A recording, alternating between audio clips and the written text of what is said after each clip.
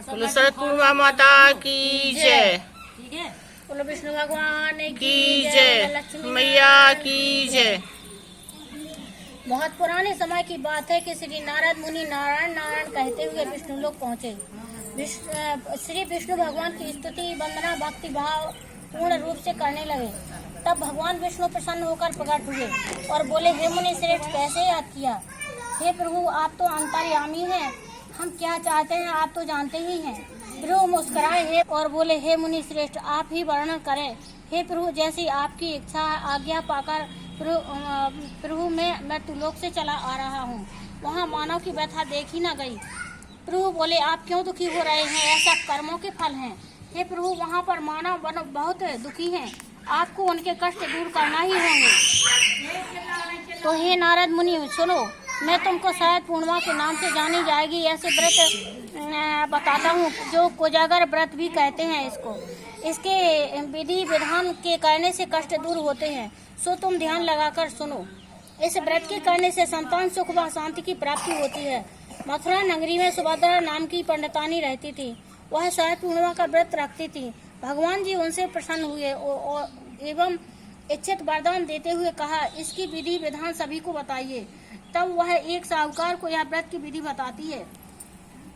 साहूकार ध्यान से सुनने लगा। सुभद्रा बोली, मैं शायद पूर्णिमा का व्रत करती हूँ, यह उसी का फल है। साहूकार ने पूछा, इसकी विधि क्या है? सुभद्रा बोली, एक है लकड़ी के पटा पर एक लोटा पवित्र जल भर कर रखें, एक रोरी से स्वास्तिक चिन्ह लोटे पर बनाइए। इसके बाद पीतल के गिलास में गेहूं के दाने भर कर रख दें। गिलास पर दक्षिणा चढ़ावे, इसके बाद स्वयं तिलक लगावे। इसके बाद 1.5 पाव शक्कर 1.5 पाव खोवा दोनों को मिलाकर 6 पेड़े बनावे। इसके बाद पूजन कर एक पेड़ा प्रभु जी को चढ़ावे, दूसरा पेड़ा स्वयं पतिदेव ग्रहण करें, तीसरा पेड़ा अपने मानदान को देवें, जैसे भांजे भाने नंद बहन आदि को दिया जाएगा। चौथा पेड़ा अपनी सहेली से बदले, यदि सहेली ना बदले तो मंदिर में चढ़ावे। जो सहेली 6 माह व्रत रखे उसे ही पेड़ा दिए। 5वां पेड़ा घर के सदस्यों को बांटे। 6वां पेड़ा के 6 भाग बनाइए, एक तुलसी माता जी को चढ़ावे, दूसरा गौ माता को खिलावे, तीसरा अहीर को देवे, चौथा गर्भवती स्त्री को देवे, राहगीर बालक को देवे, 6वां कुंवारी कन्या को खिलावे। इस प्रकार 6 पेड़ा वितरित करके लोटे में रखे जल से चंद्रोदय के समय चंद्रमा को जल चढ़ावे। घर जाकर साहूकार ने पत्नी को व्रत रखने के लिए कहा। तब उसकी पत्नी ने व्रत की विधि पूछी, व्रत की विधि समझाई, तब व्रत शुरू कर दिया, जिसका फल यह मिला। साहूकार के यहाँ 2 कन्याएं का जन्म हुआ। बड़ी का नाम सावित्री और छोटी का नाम चंद्रमुखी। दोनों पूजा कार्यों में रुचि रखती थी। दोनों का ब्याह संपन्न घराने में कर दिया। दोनों बहनें शायद पूर्णिमा का व्रत रखती थी, अतः दोनों व्रत रखती थी और अतः उनके सुंदर संतान की प्राप्ति हुई। इसके विपरीत चंद्रमुखी अधूरा व्रत रखती थी, जिसके कारण यह फल हुआ। उसके पुत्र कुछ दिन जीवित रहकर स्वर्ग को सुधार जाते थे। इस प्रकार चंद्रमुखी दुखी रहती थी। आखिर एक दिन चंद्रमुखी एक ज्योतिषी से इसका कारण पूछती है।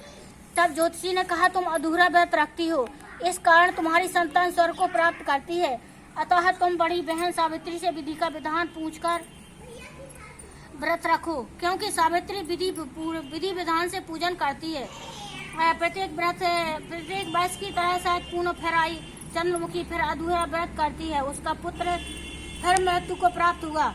चंद्रमुखी ने अपने मृत पुत्र को पटा पर लिटा दिया, जिस पर वह पूजा करती थी। संयोग से प्रभु इच्छा से उसकी बड़ी बहन सावित्री उसी दिन घर पर आई। उसने तुरंत प्रभु का नाम लेकर मृत बालक